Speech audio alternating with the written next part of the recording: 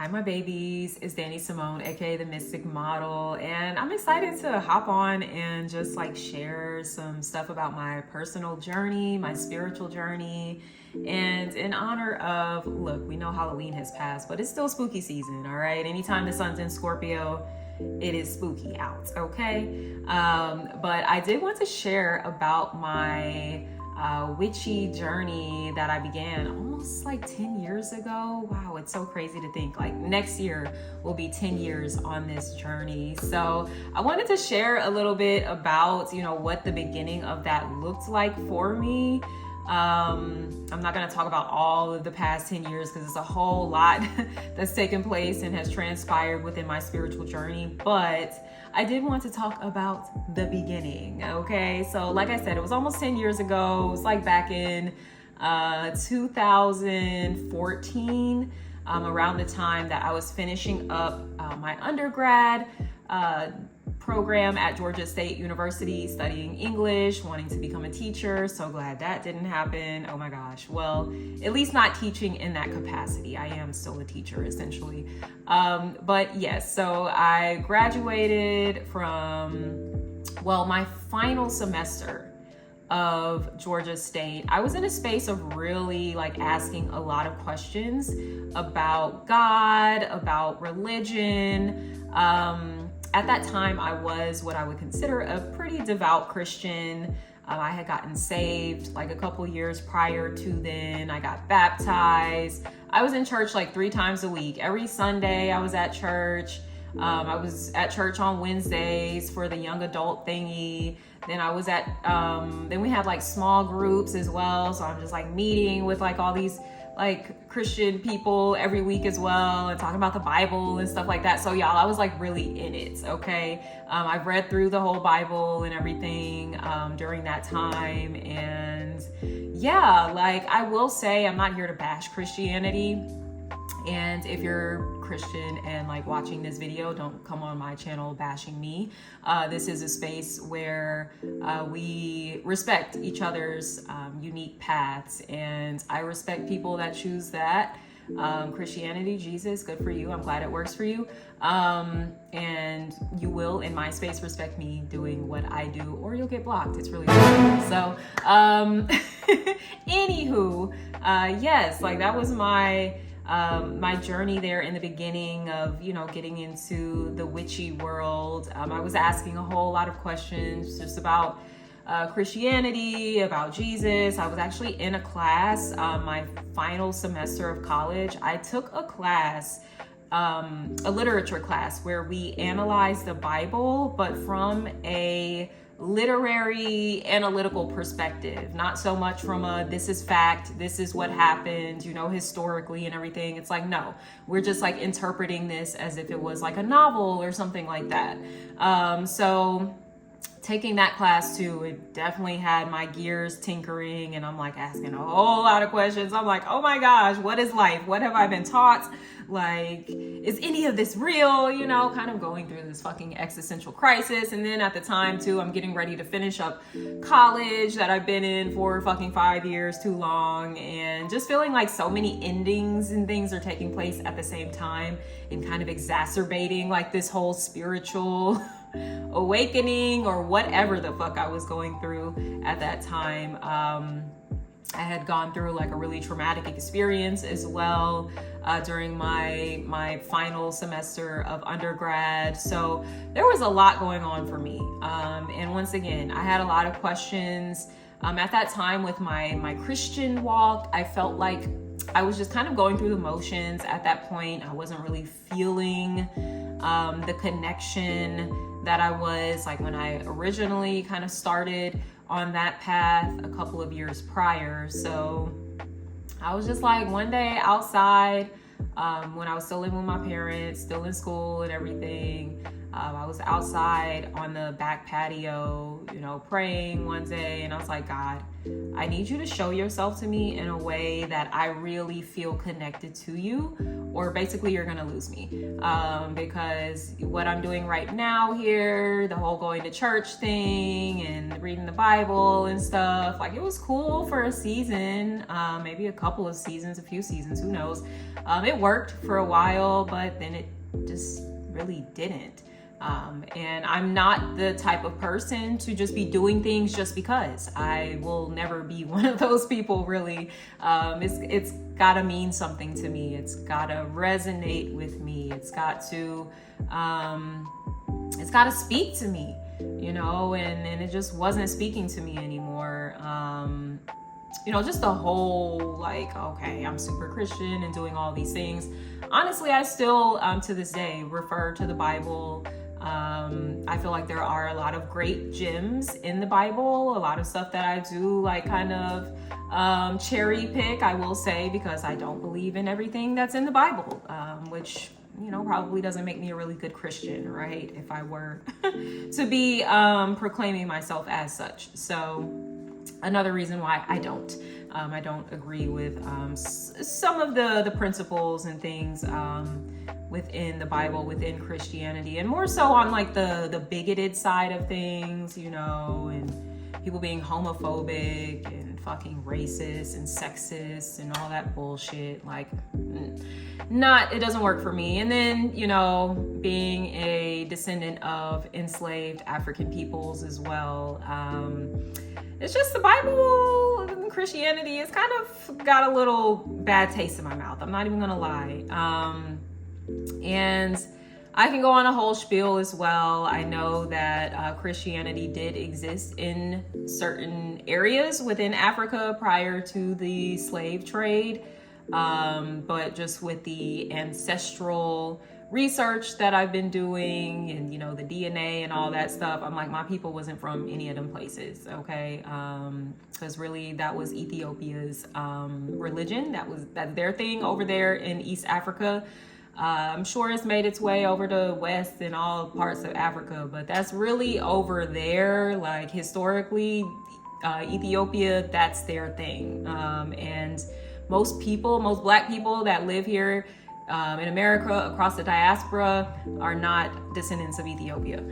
We are descendants of West Africa, that region. So I have been doing a lot of research, studying a lot, just learning about my roots, learning about, you know, spiritual practices and things, you know, within these areas. And, you know, that's where I've been getting my life here, you know, for the past 10 years. So my witchy journey, it did begin kind of around that time that I was finishing up college, graduated and everything. At that time too, I had ventured out with my friend group and started, you know, connecting with different people and honestly more witchy people. And yeah, it just felt really good. I felt so free, I will say, just being amongst these kinds of people. Within the Christian realm, I felt like I always had to kind of present myself in a certain way. It's almost like, you know, when you're going to work and you have to code switch and you can't really be yourself.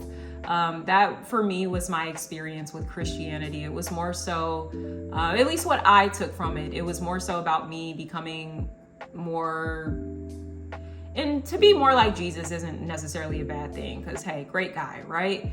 But it was more like becoming him versus just becoming, like, I don't know, the best version of me, or just being who I was and accepting who I am too. So there was just like a lot that I was dealing with, practicing Christianity, you know, feeling a lot of shame and guilt just over things that were intrinsically just who I am.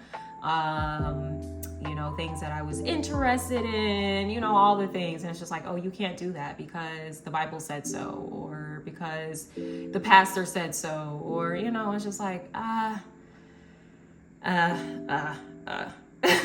Look, I'm an Aries. Ain't nobody really gonna tell me too much of what to do.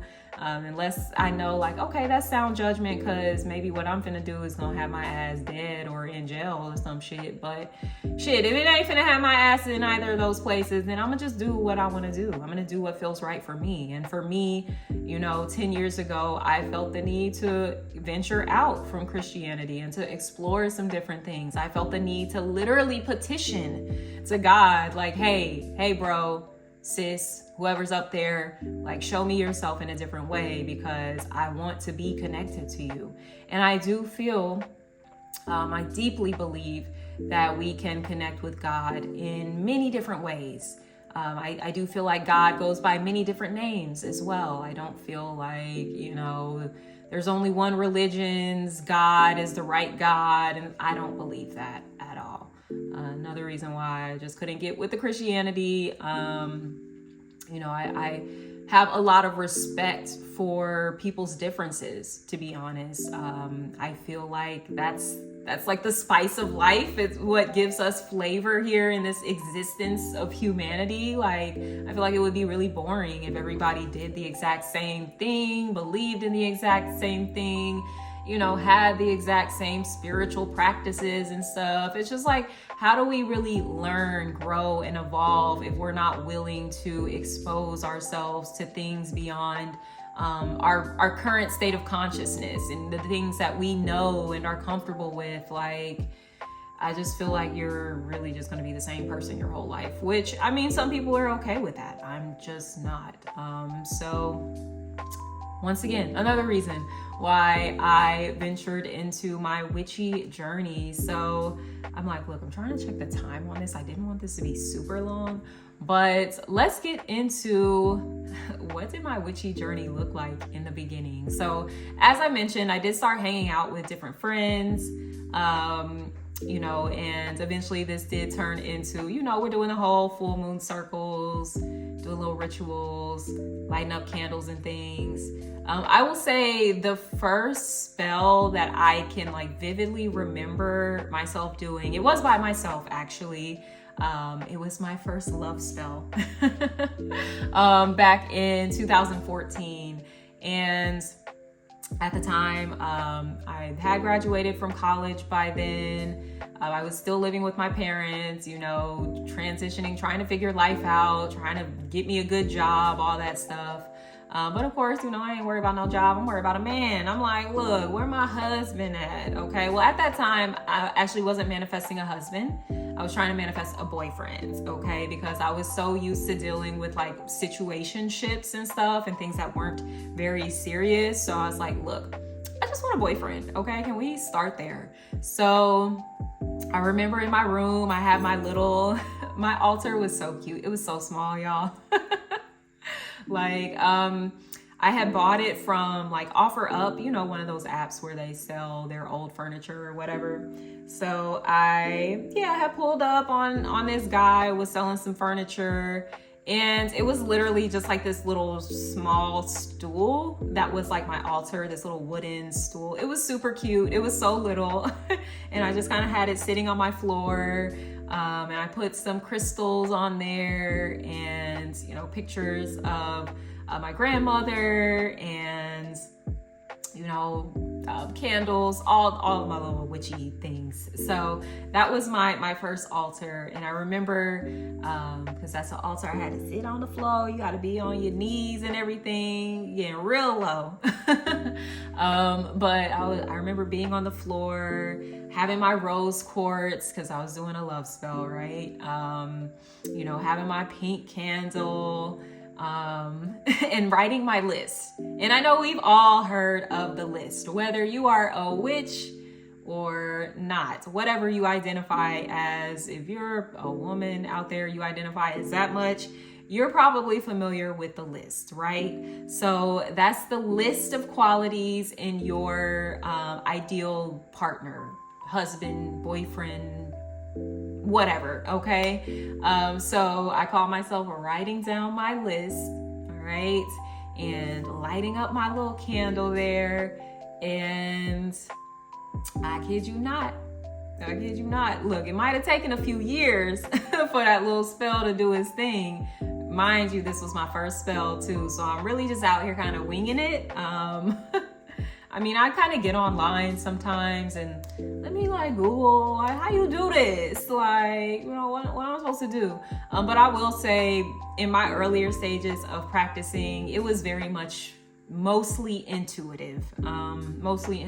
Besides basics what does this color candle represent? Or what are these herbs good for? What's this crystal good for? But other than that, it was mostly intuitive for me. And like I said, in 2014, I did that love spell.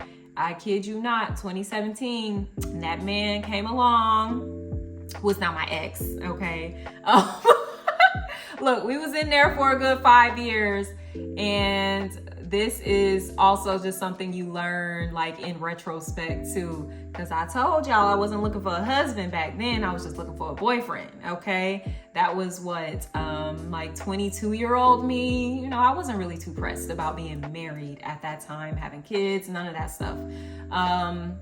So I was like, a boyfriend will do. Yeah, a boyfriend will do. So it took a few years. Look, I had moved to California, came back to Atlanta, and then met the boyfriend, okay? And I knew that motherfucking spell worked, y'all, because on that list, I included that I didn't want my boyfriend to smoke weed. And if you know me, look, I'm Chief of Honest over here. I'll be burning it down, okay? But at the time, you know, when I wrote the list, you know, I was trying to kind of get my smoking under more control, more moderation, I guess you could say. And at that time too, I really thought that I was just gonna not be smoking anymore. But almost 10 years later, here we are, still smoking, all right? But hey, look, kids, don't smoke if you're watching this, if you're a kid.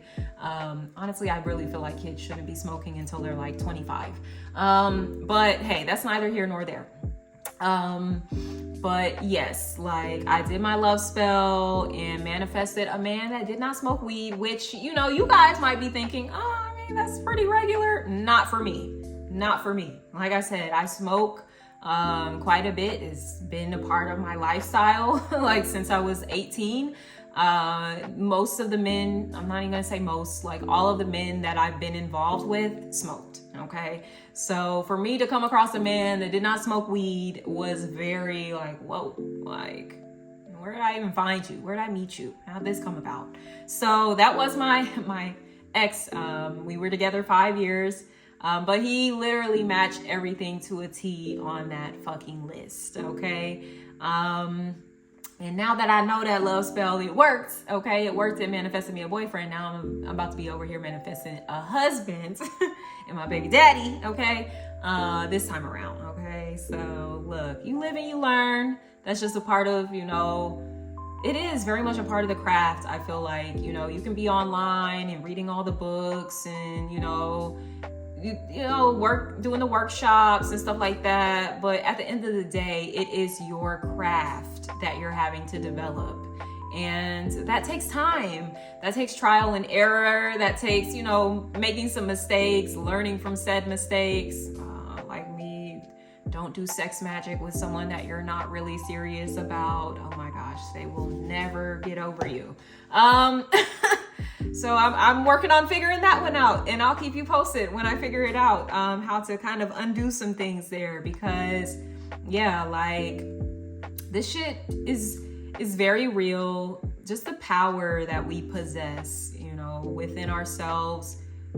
Keep in mind, you know, we're children of God, the Most High, of Spirit, you know, so we all have this power within us to create, to manifest, to influence energies. I don't really like using the word manipulate too much, even though the word in itself doesn't have an inherently negative connotation, but most people do think of something bad when they hear manipulation. I'm almost curious to even look up the definition. I'm big into words, into meanings of words. I mean, I did just tell y'all I have a whole ass degree in English, so I'm always like, what does this word really mean? You know, I hate when people define the words by using the word, like manipulation, the act of manipulating someone in a clever or unscrupulous way. I'm like, you can't define the word with the word in it. Like, that was just a terrible definition there. I'm like looking up better ones here. So let's see here. Controlling someone or something to your own advantage. And then it has at the end, often unfairly and dishonestly. So we can scratch out that little part. I guess that is what manipulation is. it is something that's a little more negative. So I like to use the word influence, especially when we're doing magic, working rituals, working with the spirits, working with the herbs, the roots, just nature, working with the moon cycles. We are using these different tools to influence the energy, to influence a certain outcome that we want. Okay, so that is very much a part of the craft, and learning your craft and honing your craft, figuring out what kind of magic works best for you. There's different kinds of witches and stuff too. I'm gonna get into that like in another video, and you can let me know like what you resonate with, what kind of witch do you feel like you are. Maybe you feel like you fall into multiple categories as well. I know for me, I'm definitely more on that eclectic side of things, where I kind of take from different kinds of practices. So that has definitely just even been my practice throughout the 10 years, just kind of taking like, okay, that works for me, that works, this not so much, right? And just learning to tweak things so they work to my best advantage, right? And also, when we hear someone doing things to work to their best advantage, I always feel like I have to put a disclaimer in there. Me doing something to my best advantage doesn't mean I'm doing something to your disadvantage, okay? And I think that's one of the stereotypes or the stigma that people have around witches or witchcraft or whatever, is the fact that, they're doing something sure to benefit them, but doesn't that mean they're going to be harming someone else in the process? And absolutely not. More often than not, that's not the case, unless someone's actually going out of their way to hex you or something. Well, that's a different story. But a bitch working some fucking money magic, trying to get her business popping, stuff like that, that's not going to negatively impact another person. So once again, I want to state that a witch doing something to their advantage, okay, isn't synonymous with them doing something to your disadvantage. For those of you that do not identify as a witch, you do not practice witchcraft, you not only don't practice it, you don't understand. Maybe you have some of those more negative stereotypes or stigma surrounding, what it is to be a witch, what exactly do the witches do, right? I promise you, the majority of witches are not out here hexing people, cursing people, trying to cause chaos in people's lives. Like, we're just regular people at the end of the day, just trying to, make it by, right? Trying to pay our bills, trying to, be successful in our businesses, in our careers, trying to, have healthy relationships, communities, all of those things. It's just like, all right, well, I practice a little magic too in my world. That's just my thing. You might go to church and read the Bible. Well, I sit at my ancestral altar and, give them offerings and shit like that. Okay. So, and this video too, I'm like, clearly there'll probably be many parts to this video because I have so much to say about this. Why I resonate with being a witch, but also why I, at the same time, I know I'm such a walking like paradox. It's my Gemini rising, my Pisces moon. It's like why I resonate with being called a witch, and also why I don't. And that might be another video. But really, for the most part, I actually don't mind being identified as a witch, for someone to label me as a witch. I'll get into my reasons behind, why sometimes I do kind of like, maybe not. Maybe we could call it something else. I'll get into that in another video. I really don't want this to be like an hour-long thing here. But I really personally, I don't mind. I actually really love the word too. This is just who I am. I kind of like words that make people like, kind of like tense up, or like, oh, what's that? Or like, no, I don't want anything to do with that. Like I'm the complete opposite, where I'm just like, ooh, tell me more, so that's just me though. I know everyone's not like that. So yeah, I mean, I don't mind being called a witch. I don't mind being referred to as a witch. That bitch is a witch. Yep, that's me. Okay. I'm also a host of other things too. So that I will get into at some other point. But I hope you enjoyed this little story time. I don't know what my timer is looking like, how long I've been on here. I'm sorry if this has been super long.